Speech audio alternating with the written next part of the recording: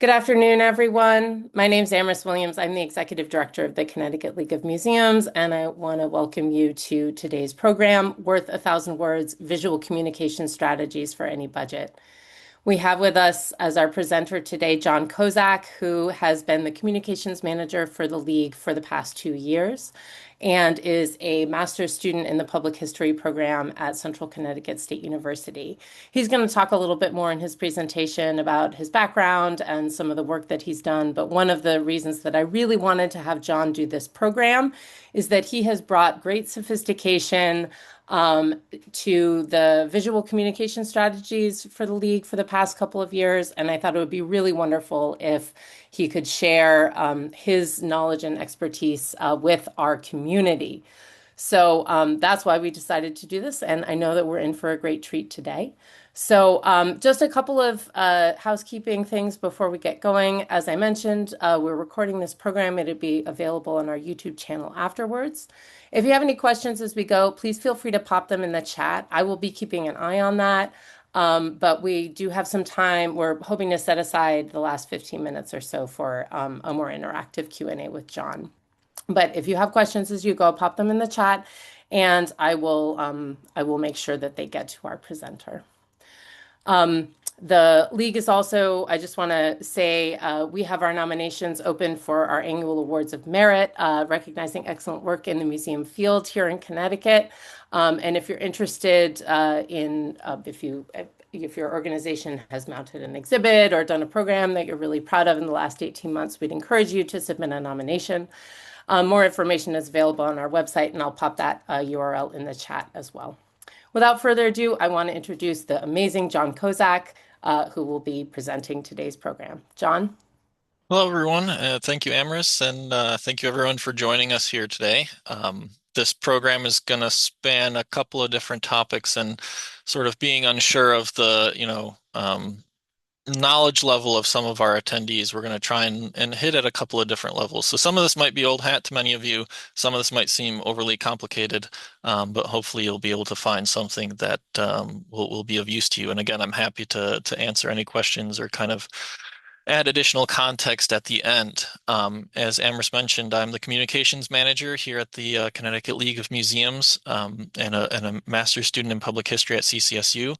However, before that, I've worked for, close to a decade and a half in digital media in one capacity or another. I completed my undergraduate at Rochester Institute of Technology in photographic science. The only reason I mention that is, as some of you may know, Rochester, or some of you may remember, Rochester, New York was the home of Eastman Kodak. Still is. They're still there and still pumping out film.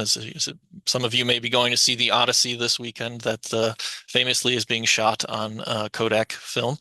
But it's a city that kind of shaped me before coming to Connecticut and made me think about photography, and has not only made it important into my career, but it's important to think about how it has existed throughout history, both in the United States and even specifically here in Connecticut. So before we begin, something that I think is kind of fun to mention and give an overview is that Connecticut does have its own rich photographic history. And even though we're going to be, through the majority of this program, be looking at how we can integrate modern photographic and digital media techniques in our current workflows and programming, it's kind of fun to think about how it's been important to Connecticut in the past. So some of you may know this, but Connecticut was actually the first state to complete a statewide aerial survey that was completed in 1934. The image on the left in this slide is actually the location of where the current campus of CCSU is, somewhere there from that original 1934 survey.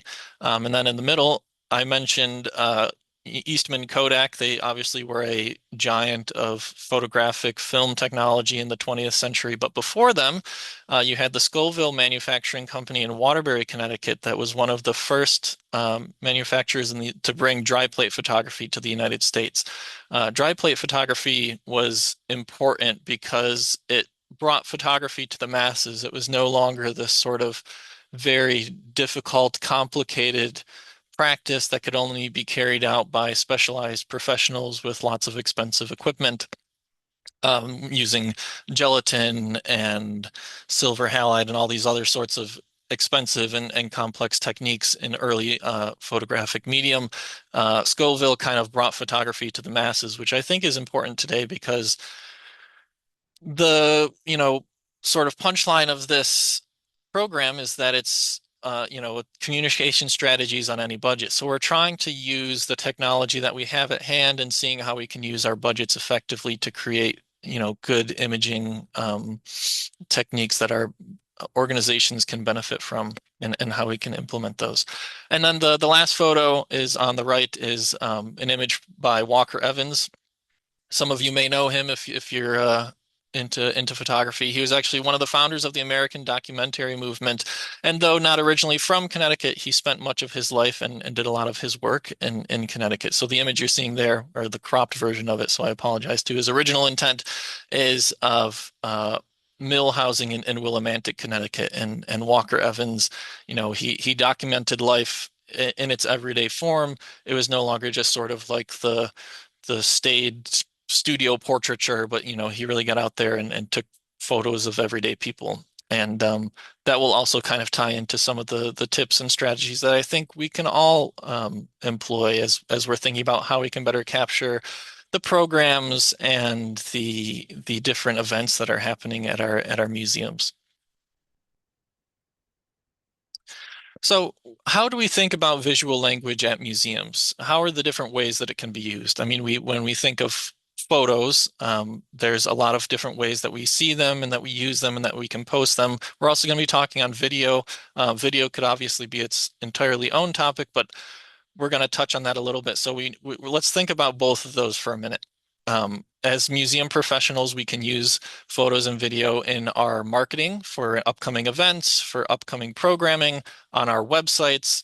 It's always great to have not only the description of an event, but you want to have either a photo of what the event would look like, maybe what a past event could look like, something to kind of show people and give them an image to help envision what the program might be. We use them on social media all the time. Obviously, no social media post these days can really be that effective without some sort of visual. It doesn't have to be a photo, it could be a scan of a document or something, or a graphic design piece. But obviously, you want to be incorporating visuals into your social media. But photography is a great way to show your museum and show activity and people and sort of the action of museum practice that we do. It's part of documentation. I'm sure many of us have photography in our collections as part of not only historical artifacts, but we can use photography to document our programs and our events. It's important to you'll see some upcoming photos in the program from our recent annual conference.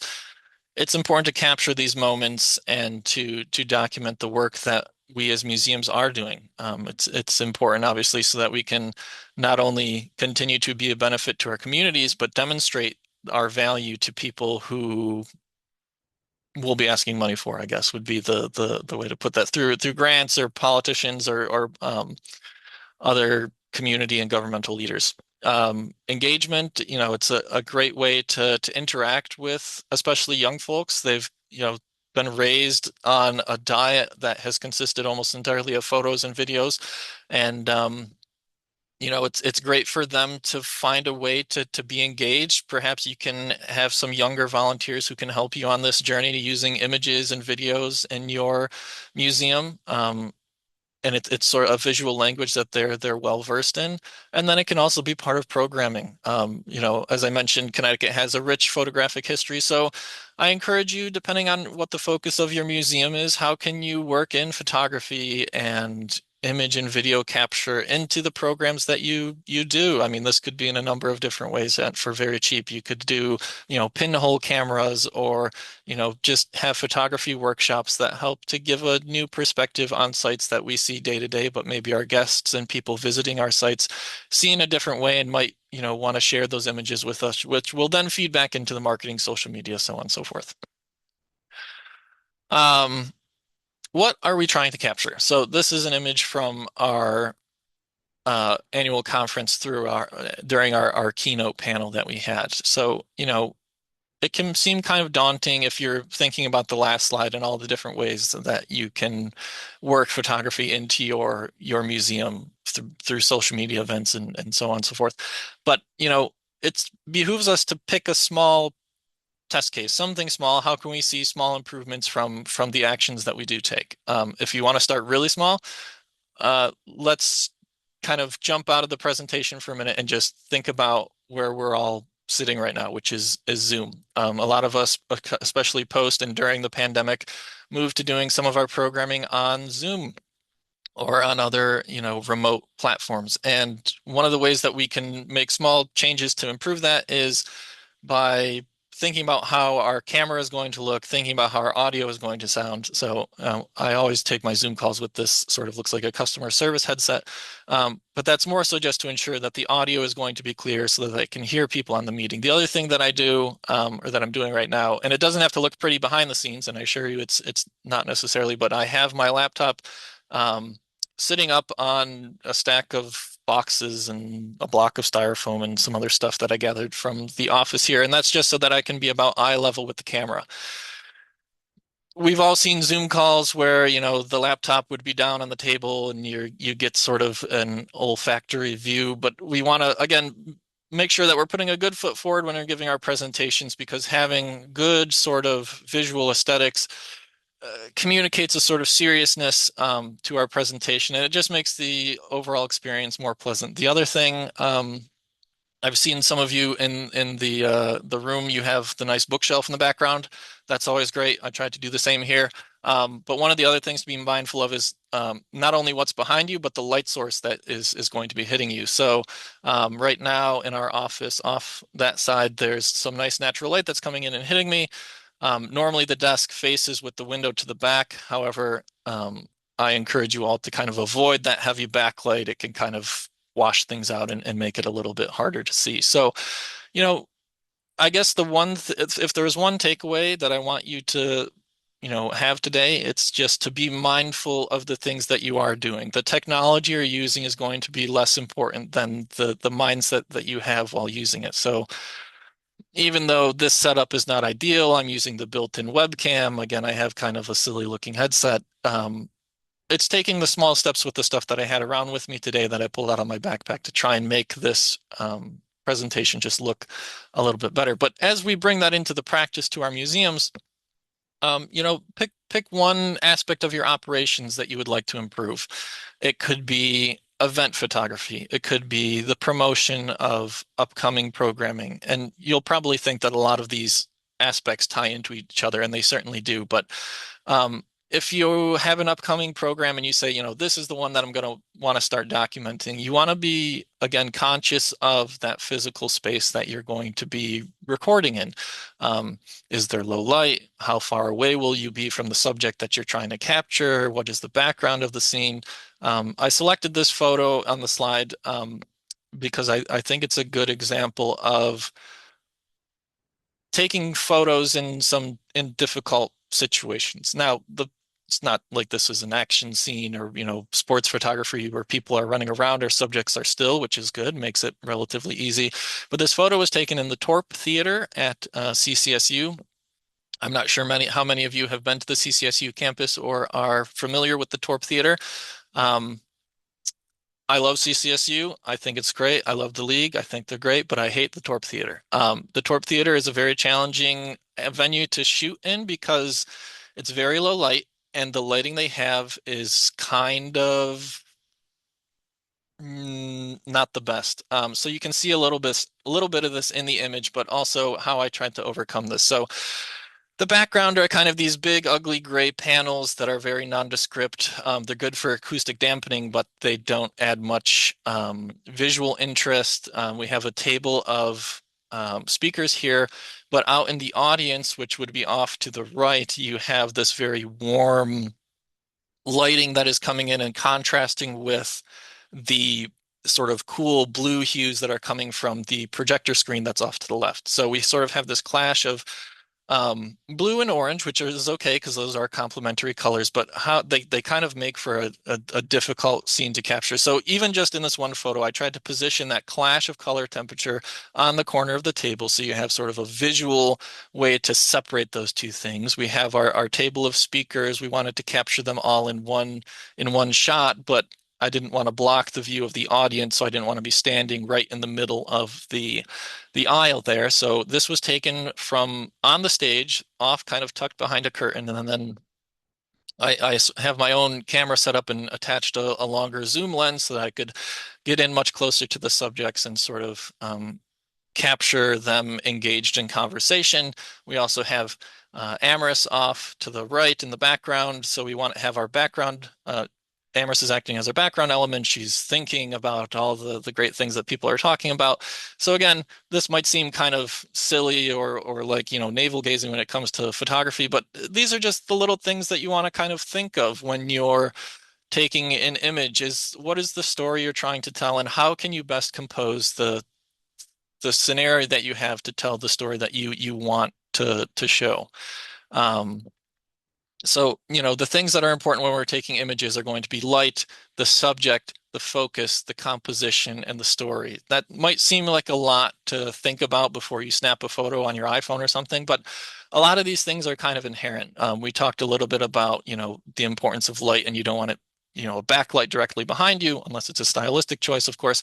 But, just be very mindful about the things that you're trying to do. Photography is a discipline of light. So where is your light? Be mindful of that. When you're taking photos of someone, think about, how they can better be lit. Our best light source is the sun. And if we're doing programs inside, putting someone next to a window or using that natural light that's coming in, it's going to be, nice and soft when it's coming in from that angle can be a nice way to give people sort of flattering light. And you can kind of position them. So you can see in this photo, our subject on the right, you're going to see Amherst pop up in a lot of these photos, but our subject on the right, who's talking to Amherst, he has the light coming in, and that's his primary light, and it's coming and hitting him on the face. So we get a nice, glow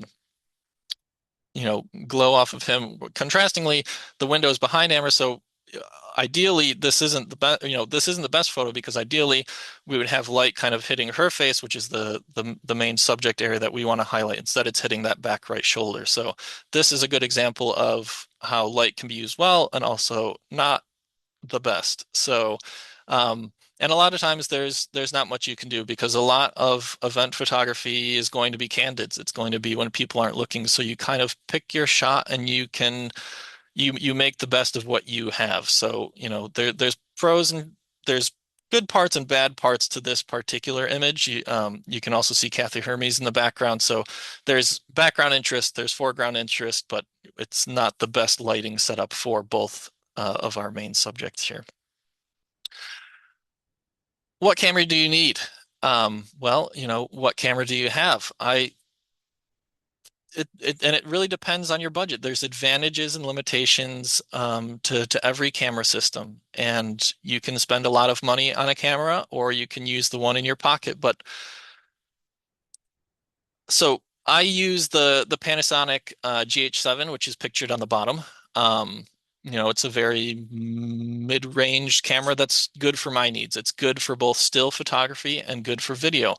I know a lot of our organizations that have lower budgets, they may only have their iPhone or their phone to take pictures with. And, that's okay too, because again, the most important thing is going to be the mindset that you're using to take these photos. But let's address kind of that iPhone photography thing since it has sort of dominated the last 20 years of photography. And there's many pros and cons to using a phone.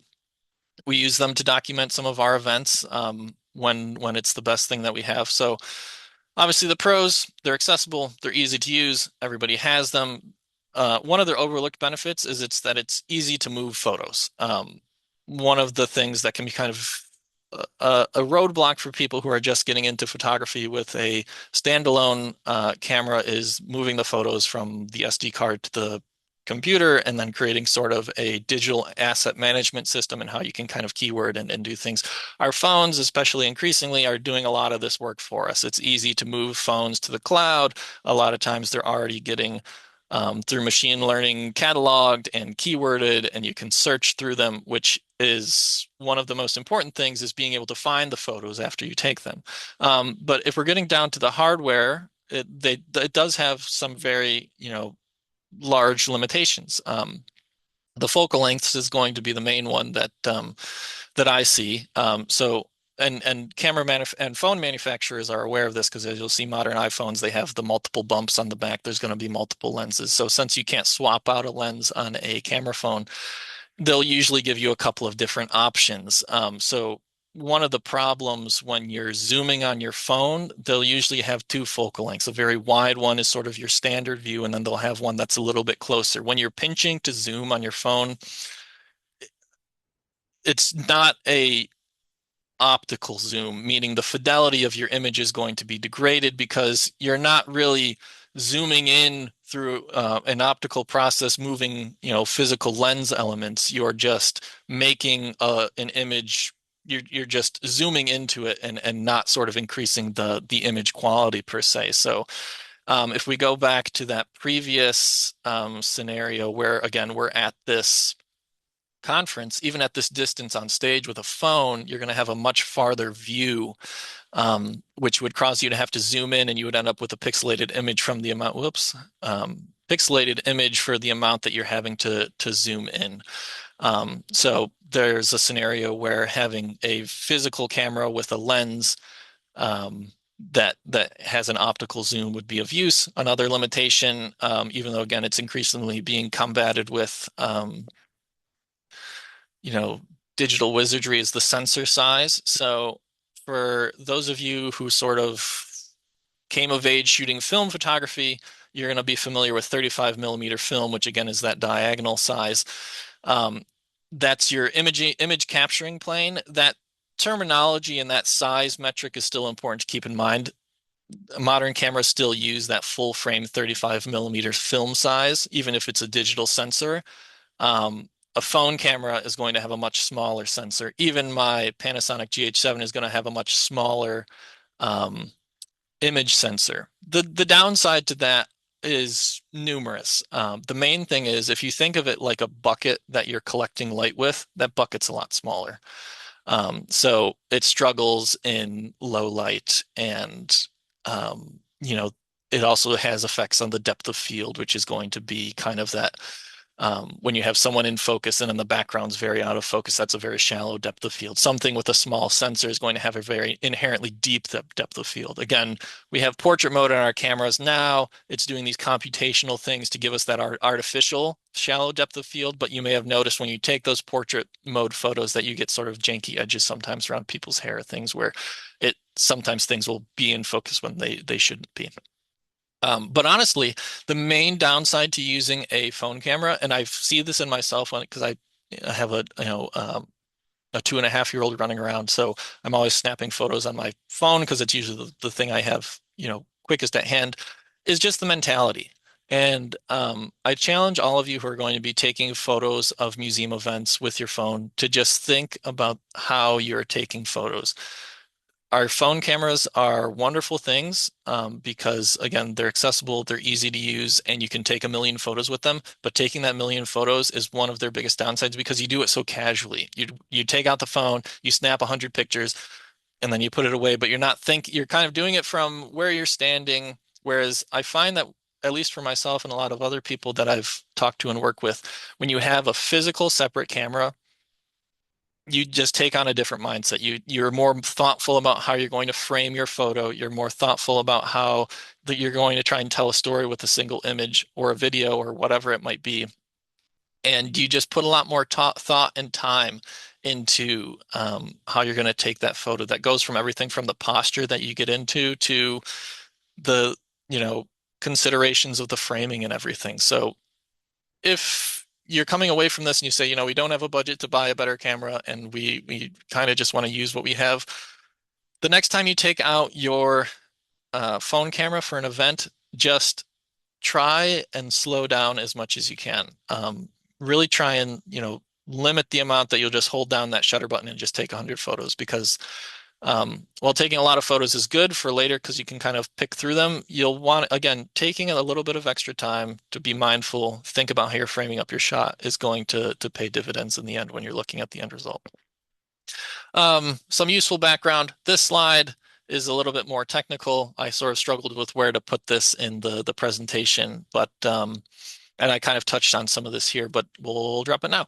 So, the sensor size, let's go back to that for a second. Your sort of standard film camera that many of us shot, 35 millimeter film. That's currently called full frame. So higher end cameras still, digital cameras still use a full frame size sensor. That's the equivalent of a 35 millimeter film frame. Um, if you see all the way down on the right, a phone sensor is going to be much smaller. Again, that digital light collecting bucket that we have is going to be much smaller, struggles in low light. Phones do all sorts of computational things to help overcome that, but one of the things they can't help with is you have to slow down your shutter speed in low light. So you'll get people who are kind of blurry moving through a frame, or it's shaky, or things don't look good when it's low light, and that's because your shutter speed, which is the amount of time that the shutter is going to be open, has to be much longer. There's much more time for movement to impact the image that you're taking. Um, you can collect more light with that bigger sensor, and you can also have a shallower depth of field. So, what affects that is going to be your aperture. If you do end up buying a separate camera that's going to have different manual settings, the aperture is the thing that's going to one, help you collect more light, and B, give you that shallow depth of field, which some of you might desire. The smaller the f-stop, which is going to be related to the aperture, the more open the you know, collecting area is going to be. So as you stop down the camera, you get up to those higher f-stops, f16, f22, you're going to have a much deeper depth of field. You're going to be collecting much less light, which is good for when you're outside in natural light, but you get into other image quality considerations such as diffraction comes into play when you get into those really, smaller apertures. Um, I could talk, a long time about the technical side of photography. I don't want this to seem overwhelming. So if you do decide to look for a different camera, you don't have to worry about too much of this, but do keep in mind exposure triangle are the three things that are going to impact the photography the images that you're able to capture. So there's the shutter speed, which we already kind of touched on. That's the amount of time that the image plane is going to be open to capture light. There's the aperture, which is the opening of the lens and the amount of light that you're going to let in. The smaller the aperture, the less light, the deeper the depth of field. The wider the aperture, the more light, the shallower the depth of field. And then the other thing is ISO, which manages the signal to noise ratio of your sensor. That doesn't have an impact on the motion blur or the depth of field, but if you start to see digital noise in your image that could be from a high ISO image. That's a digital way to amplify, like I said, that signal to noise. It's the same thing back in film photography. If you're familiar with film speed, the higher the film speed, the more grain you get, but the lower light you can shoot in without having to change the other two parts of the triangle. But like I said, let's not get too overwhelmed. Photography can be really simple or it can be very complex. Um, you know, Simple being just as much as taking out your phone and taking images like we all have been for the past 20 years. And then, if we get into the more technical side, it can be very rewarding because again, you can capture images that you wouldn't be able to do so otherwise, but can also get a little bit complicated. Um, this was an image from our public history happy hour that was at a brewery I think it was at Alvarium, at a brewery in town. But again, composition here is important. Most of the photos that I take for events are going to be candids because I think that's the best way to kind of tell that story. You get to see people actually engaged in action as opposed to just sort of like freezing, pausing, and cheesing for the camera. Um, we have people listening to Nate who's giving a story about this program was about people talking about their summer internships. So he had a summer internship in Maine. He was sharing with the group the story, but we want to compose so that we have as many people in frame actively listening as we can. And then he's also gesturing, and that gives the photo a little bit more interest and action. So up to this point, we've mostly talked about photography. So let's talk a little bit about video. Video is increasingly important. I went to school for photography, but I would say 70% of the work that I do now is going to be video. Video has become increasingly important, especially short form video content. I'm sure we've all heard about this. There's been much talk about how, I've just saw a news story the other day about the decline of literacy as, short form video has taken over. And while there's certainly things to be worried about on that front. It's important for us as museum professionals to meet our audience where they're at and provide content that's engaging, interesting, and that looks good, and that more importantly, most important thing about video, sounds good. Really. So if you don't have the money for a video camera, if you don't have the money for professional lights and everything like that. All of that you can kind of make up for. The one thing, if you had to spend money, if you have a little bit of money to spend on and you want to do video, I would say buy a microphone. Buy something to up your audio game. And this can be done for relatively cheap. This is the Rode Video Pro. I forget the name. I have this exact one sitting in my bag. The Wireless Pro 2. I think. But anyways, this is about $300. You can also go cheaper than this. The DJI has a video mic for I think $100, and it will really, change the way that your videos look. If you've seen videos with people like the little boxes clipped on, that's actually a microphone. Modern audiences don't seem to care about the little box clipped on the shirt. I tend to kind of hate it. So you can also plug in a microphone to your traditional lav mic that you'll see in that image that will connect into that box, and that box can go in the pocket. Um, But if you don't want to do that, you can also, and you want to keep things, absolutely simple, just clip it on. You can just clip that box on. Um, Dedicated microphones are, really important to make that message be clean, to be heard clearly. It's great to use for social media as well as other marketing materials. Um, and it just elevates your video. People will not, when they're watching a video, they won't mention, oh, this video is good because the audio is good, but if the audio is bad, it will be the first thing that they notice. And especially for talking about museums and talking about programs and trying to educate the public as part of our mission, they need to be able to hear us. We also need to think about accessibility concerns. So in addition to having clean audio, you also should have clean captions. A lot of the video platforms, YouTube, Facebook, will do automated captions. They're pretty good, but you need to do your due diligence when you're posting material and make sure that they're accurate, especially when it comes to proper nouns or other sort of specific technical jargon for whatever topic we might be talking about. You can go in and you can correct those transcripts.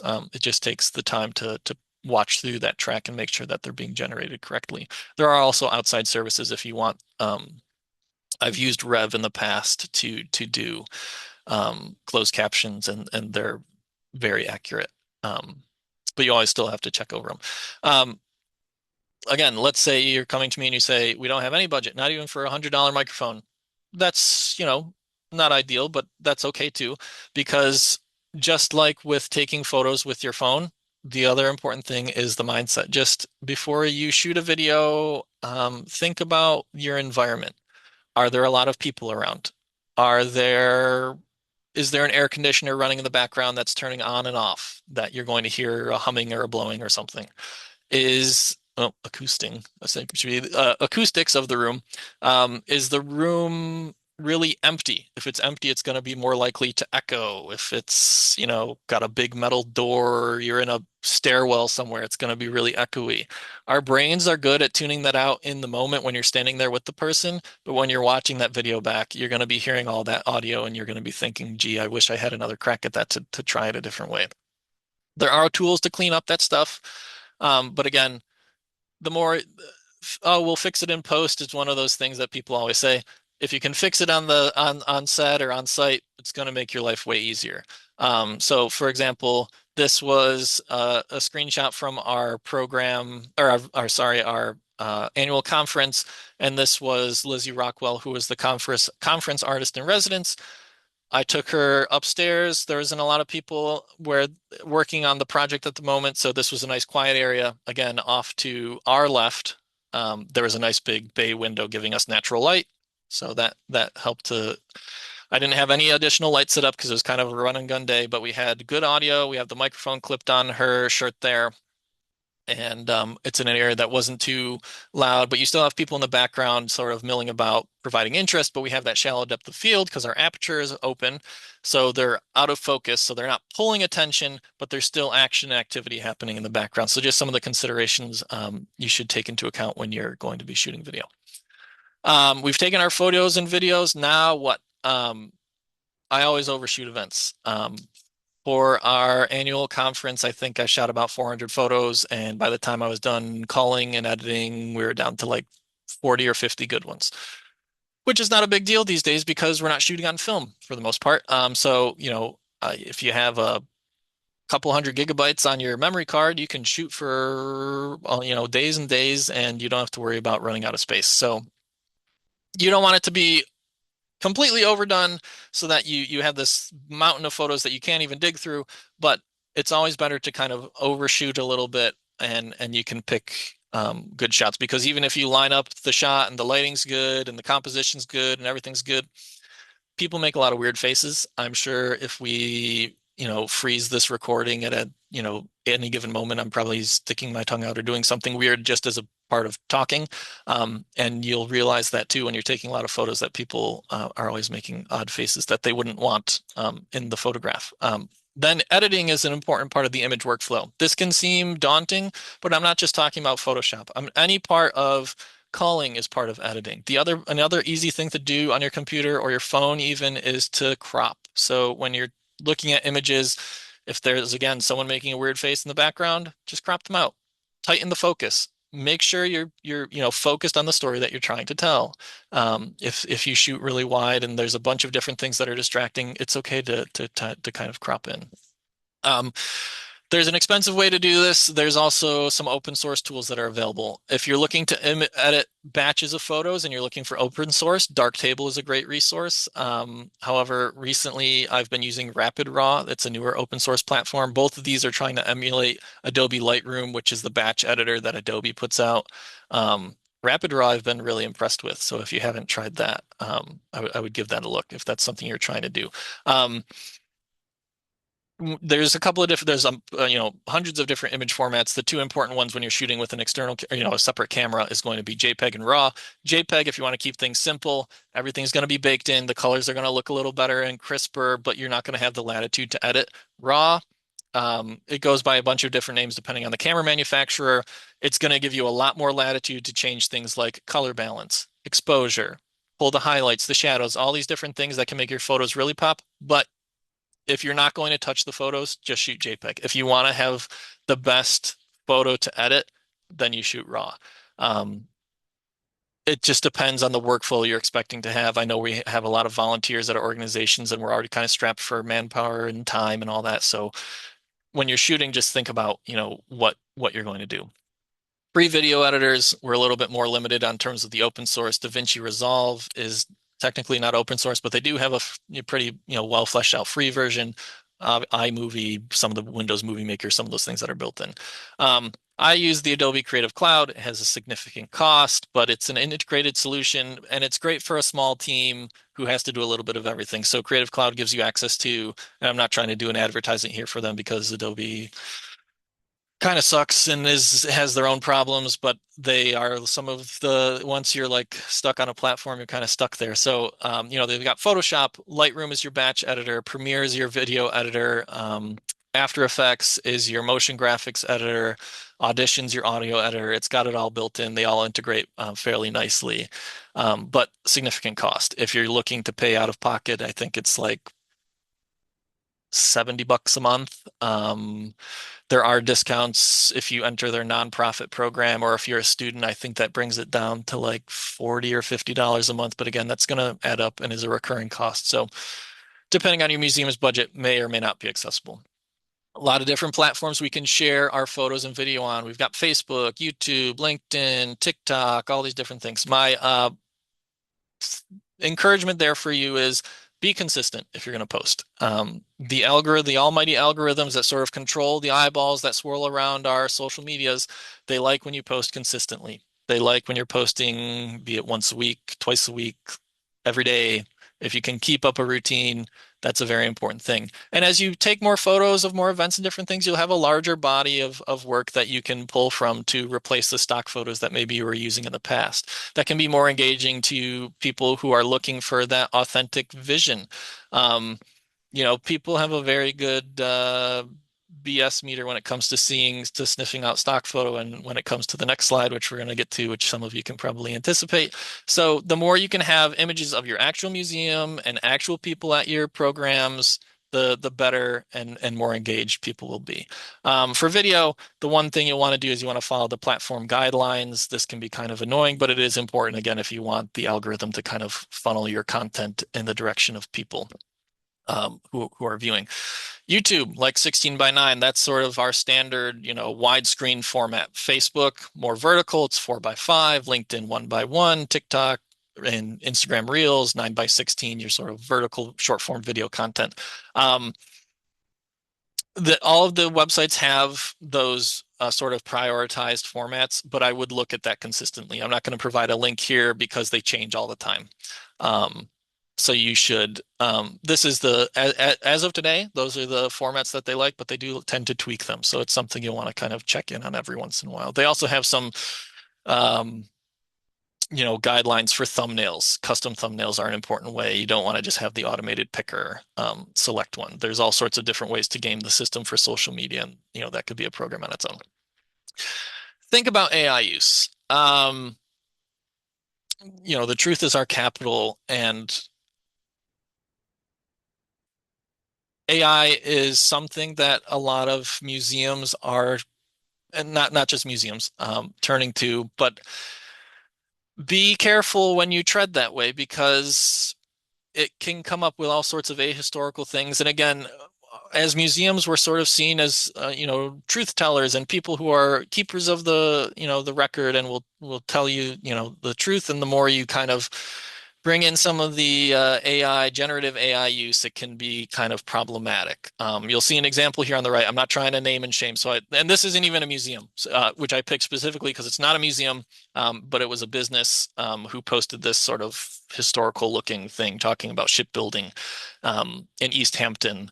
And the ship is like this sort of Mayflower looking anachronistic thing. And it's just kind of a jumble. And when first glance looks great when you're, quickly scrolling through Facebook or Instagram or whatever. But when you stop and look, it draws suspicion. It doesn't look that good. And the more people question the things that you're posting, the less likely they'll be to engage with the programming that you have or trust you and the work that you're putting out. So I know it can be tempting to use AI, especially when there's a lack of historical images but I encourage you to, think creatively about the images that you have or existing historical images that you or other organizations or the state or other archives might have that you can use, even if it's, not something directly from your town or the area or the subject matter that you're talking to. I would just be very cautious about using AI. The last thing is photography is fun, or it can be, should be. I think it's fun. And it's a great hobby and people are interested. So there's a lot of different creative ways that we can use it in our social media. It's not just taking photos of our events, but with our phones or even a standard, traditional digital camera. But analog is cool again. I use my sister-in-law, who's a decade younger than me, as sort of the bellwether for this, and she's all into analog, be it the Fuji Instax or whatever. And these are the Instax, for those of you who haven't used one, is the new Polaroid. Um, it has instant photos, and you can set one of these up at your events, and people will want to take photos, or you can have a photo booth where people can use these different items, or like I said, you can have programs where maybe you do a pinhole camera that you use to take images of your museum or architectural photography of your site or whatever it may be. But seeing this analog stuff, it really does energize people, and it's a lot of fun. I gave a little shout out to the Camera Bar, which is in Hartford, a great store. They develop film, they scan film. So if you decide you want to, kind of spice up your social media and do some analog photography, they're a great resource, and you can buy and develop film there. The Instax, I've seen a lot of really great social media usage. You take a picture of an event with an Instax camera, and then at the end of the event, you can arrange them and then take a photo with your phone or whatever it may be and post that. So again, you still get the best of both worlds. You get the analog photos worked into a digital social media strategy, and people have been responding really well to that, and can be a lot of fun. I still shoot film. Again, I learned that's the old, learning to shoot photography in Rochester and all that. But film's great. And people have come back around to it. It's like everything. Vinyl's popular again and so on. So who should do this work? Um, if you can dedicate a specific person to this, I think that's great. Not having to split your attention between and Amherst is great about this. When I was doing photos at the conference, I wasn't splitting my attention between helping people register and trying to get photos and videos and all this stuff. But, being able to focus on sort of being an observer and capturing the action as it's happening is great. If you have volunteers who have previous photo experience or want to do this, that can be a great way. But maybe, if they aren't comfortable with some of that more public facing stuff, like interacting with guests, then photography is a great way where they can still be involved, provide a great benefit to your organization, but not necessarily have to be out and talking with people all the time.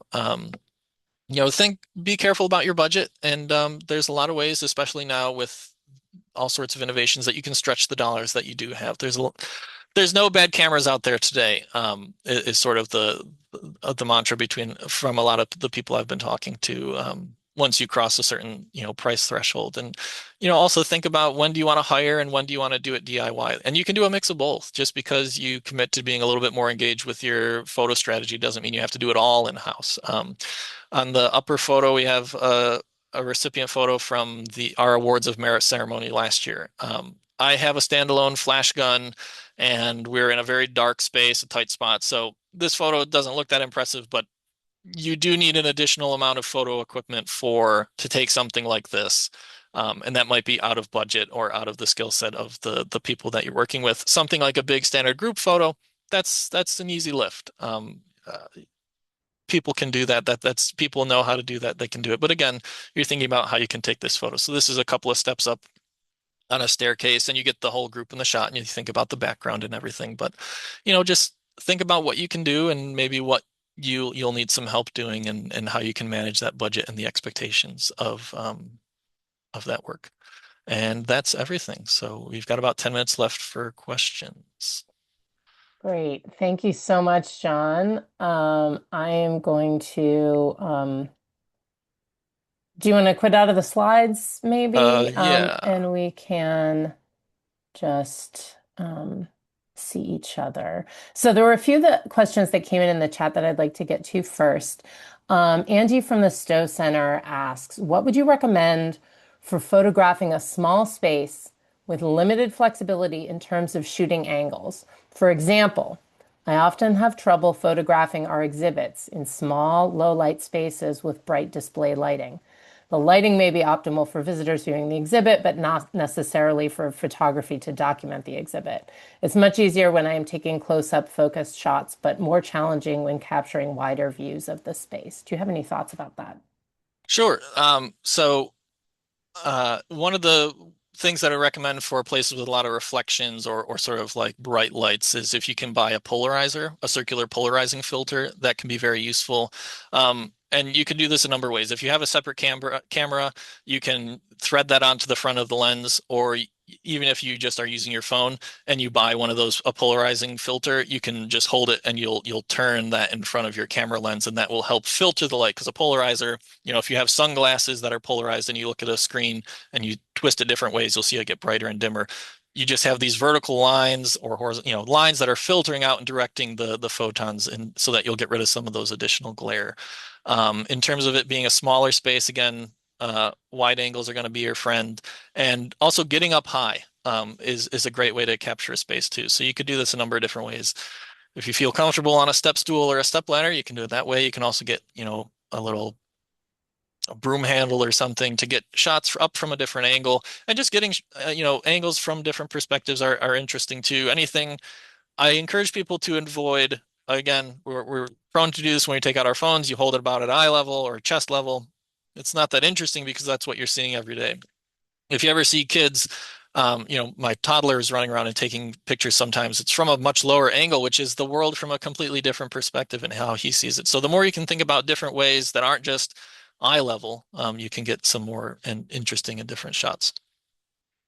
Angie, do you have any follow-up to that, or did John help you No, out? I think that that is helpful. Thank you. Yeah, great. Thanks so much. Um, let's see. Next, Jody from the State Museums asked, are the inexpensive microphones that you can get on Amazon worth it? Two wireless mics for $20 seems like a good deal, but is it not a good deal? Have you seen these, John? And do you have any thoughts about mics? Yes.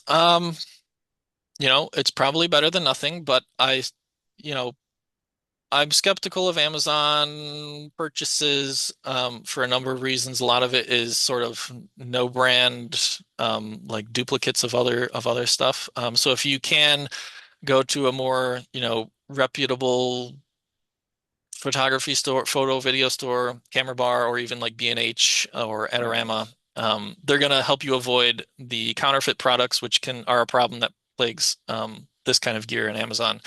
But also you'll get something that's from gonna a little bit more of a reputable brand. And again, you can get these mics for like $100, even the certified used stuff, maybe a little bit less than that. I would go the used route before I would go the like really cheap stuff on Amazon because it's kind of a crapshoot. Yeah. I'll say also B&H. I've bought a lot of stuff through B&H, both audio and for the cameras and things. And the reviews are really good. And the information that's on the website from actual professionals, like talking about the products, is really helpful. So, Jody, I might, even if you end up buying something on Amazon, I might look at reviews on a site like B&H before you do it so you can see if what you're getting is actually a good deal or just a waste of $20. Um, Amanda asks, is there a specific program you're using for digital asset management? We use a lot of folders at my museum. I would love to know more about keywords.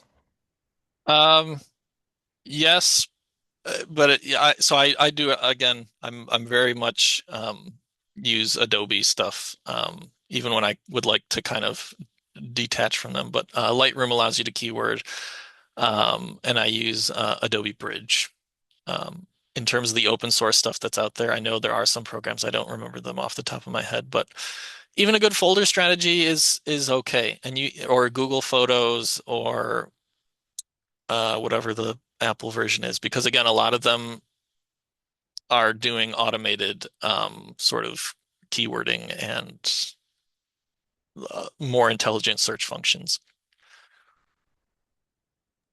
We just at the league, when John puts photos, we just have like a shared Google Drive photo and we organize it by like type of event and then event date. And, he pops everything in there.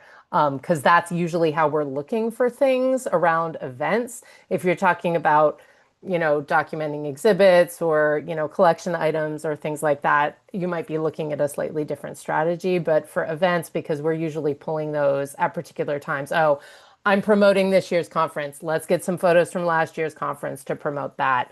That kind of a system works totally fine.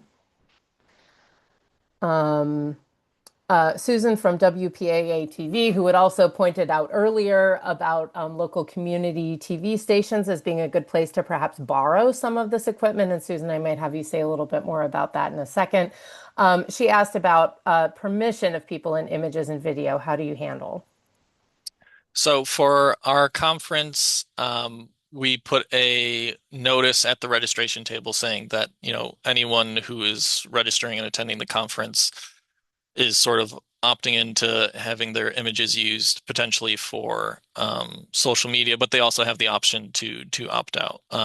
You can also there's a lot of great templates online for photo release forms. Um, you just want to, talking to people, getting their kind of verbal permission is a great way. Obviously, if they're talking to you on video, they're probably inclined. But yeah, for videos, we usually try to have a photo release form signed. Yeah, I think in general it's good for organizations to have sort of a photography policy, and we just have a sheet of paper that we posted in person events that's a notification that photography is happening, and that by coming to this event, you recognize that your, image and likeness may appear, and we're going to use it in all of these ways. And there's some standard language that you can find online for that. We have had people say, please exclude me from your photos, and we have complied with that. So I think that's the easiest way to do it. If you're doing a more dedicated video or, a more bigger production thing, you'll probably want those signed consent forms and things like that. But again, you can be pretty well covered by just kind of having a general notice of photography available at your events. Susan, since that was your question, do you want to say anything more about local community TV stations or radio stations as a resource for some of this stuff? I'm not familiar with radio stations having loans, but there is a community television station associated with every town in Connecticut. It's not easy to find them, but we are regulated in a way that we must provide access to anyone who asks. Usually it only requires signing up. You might have to, some places have memberships. But essentially, if you are interested in anything that he mentioned, from video editing support to microphone borrows or cameras, your local station should be able to provide you with that kind of resource at no cost. Usually, maybe a couple of days' notice, and somebody being responsible for returning it. So it's there, it's free, it's been available for 30 years. It's hard to get the word out that That's it's always there. awesome. I'm so glad you're at this program so we can share that information. Thank you for being here, Susan. You're welcome. And there's a list of your community access stations. It doesn't say by area on Pura's website under cable Okay. TV. Or I can put my info in the chat and you can ask me and I'll try to help you find your I'll try schedule. and find that listing and we can include it in the post-program resources. Thank you. List, from Pura website. Okay, great. Awesome. Thank you. See, this is the great thing about the interaction. Candy asked, can we reach out to university or college students to do some of this work as a part of their education? Yeah, I'm definitely. I mean, I am a college student, and there's, people are interested in communicating this way, so and they'll bring a new perspective. I think especially if you can outline the benefits to them, I think that would be great. If they have if you have interesting stories that you want to tell, I think that's the best way to do it. So instead of just coming and saying, I don't know what we want to take pictures of, if you say, we have this great exhibit, or we have, this great story from our collection, or if you come to them with an interesting story, I think they'll be excited to help. And Anne asks, what do you recommend for backing up photos and video? So yeah, there's a short answer and a long answer to this. The short answer is just to be redundant. So you want to have multiple copies of your photos and video. Again, and this is one of those things that you can do the sort of cheap way, and it should be okay, but the more you spend, the better it will be. Be redundant. Have copies on multiple formats, have some in the cloud. So if you have Google Drive or OneDrive or Dropbox, so those can be a great way to store photos. But also the sort of professional way to do it is a 3-2-1 backup strategy. So you want 3 total copies of your data, the original, and then the 2 backups, 2 different media types. So it could be a hard drive, a network attached drive. So I use a NAS, which is a network attached storage for a different project. So we have these sort of boxes that hold hard drives in 2 different physical locations, and I have another set of hard drives. So I keep the original copy on the hard drive. I then move it to the NAS, which makes a copy on one room, and then in a different building on the other side of, this is for an oral history project on the other side of a campus. It's takes that data and backs it up to a different place. So if the building happens to burn down, or for any number of reasons, you want to have redundancy. And then we also have a cloud backup as well. Again, a decent amount of investment there, but You can look up more about the 3-2-1 backup strategy if you want to go like the all-in way to protect your Yeah. digital assets. At least back it up on an external hard drive that lives somewhere else than the rest of your photos do. I think then you at least have, something that's in a place that's different. So if a catastrophe is one where, the chances of that catastrophe happening in two places is, and it's good to remember that cloud storage does exist physically somewhere in a data center that is physically somewhere. There's a great piece in the New York Times Magazine this weekend about this. And there's cheaper ways one last thing about that is there are cheaper ways to do cloud storage. Again, I'm forgetting some of the vendors, but there's cloud cold storage. So if it's something that you don't really need, so I mentioned Google Drive. That's if you need to access something quickly, that space can also fill up fast. There's cold storage that's digital. So if you have stuff that you just want to back up and you don't need it, instantly, there are places that it's going to be a lot cheaper to do it that way. So if you did need to access that stuff, you put in the request, and it could be a day or two, or a couple of days before you're able to get that information, because it's stored more, off. I don't know exactly how it works, but that would be a cheaper way to do it. Great.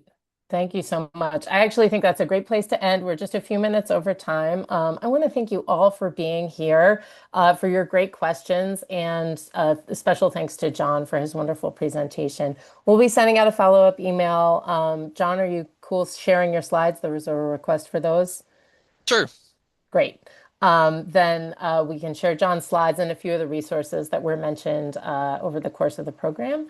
And we'll also be sending out a little survey so you can let us know how we did and other ideas that you might have for future programs from the League. Check out our awards program. Again, nominations for the annual Awards of Merit are open through the end of August. And you can visit our website at ctleague.org for more information about that.